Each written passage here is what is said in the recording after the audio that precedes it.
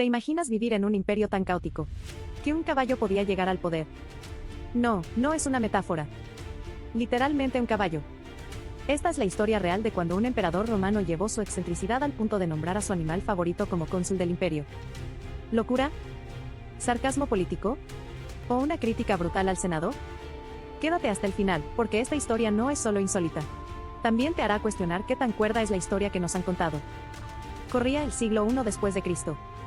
El Imperio Romano estaba en uno de sus momentos más poderosos, pero también más decadentes. Tras la muerte del emperador Tiberio, un joven de apenas 24 años asumió el trono, Cayo Julio César Germánico. Aunque hoy lo conocemos por un apodo que se volvió leyenda, Calígula. Ese apodo, por cierto, significa botitas. Porque cuando era niño acompañaba a su padre en las campañas militares y usaba pequeñas sandalias militares, como un soldado en miniatura. Al ejército le parecía adorable, pero nadie imaginaba que esas botitas algún día pisarían el poder absoluto. Con tanta fuerza que hasta la historia temblaría. Al principio, Calígula fue recibido con entusiasmo. Carismático, joven, con sangre de los grandes emperadores, parecía el heredero ideal. Pero algo cambió. Unos dicen que fue una enfermedad cerebral. Otros, que el poder lo corrompió. Algunos historiadores incluso creen que fingía estar loco como una forma de burlarse de quienes lo rodeaban.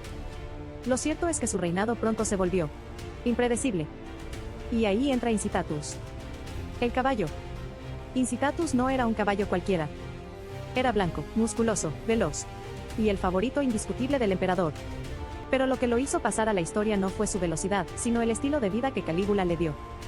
Según las crónicas, Incitatus vivía en una villa de mármol, con establos de marfil, cubiertas de mantas púrpuras, el color del poder en Roma, y bebía de copas hechas de oro. Tenía sirvientes personales y una dieta que probablemente era mejor que la del 90% del imperio. ¿Y por qué tanta devoción a un caballo? Aquí es donde la historia se vuelve aún más curiosa.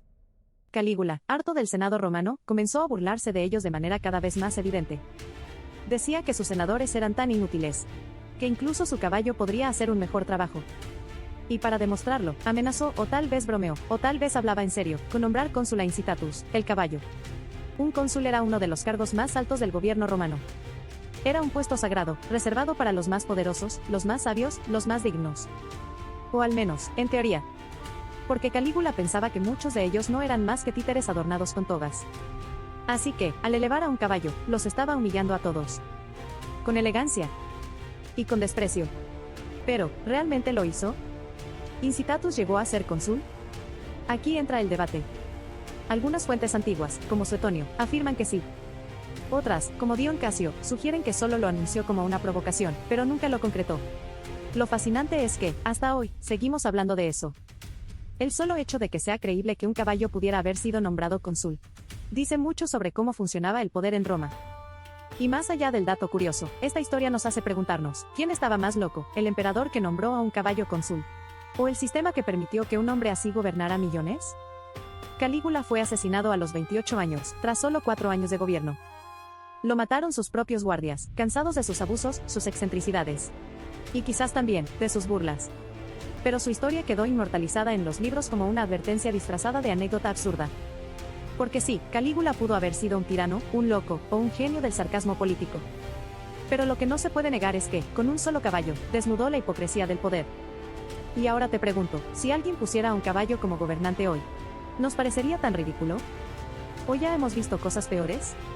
Déjame tu opinión en los comentarios y si te gustan las historias que te hacen dudar si son reales o una sátira del pasado, suscríbete a Clave Curiosa. Aquí, las historias más increíbles son las que de verdad ocurrieron.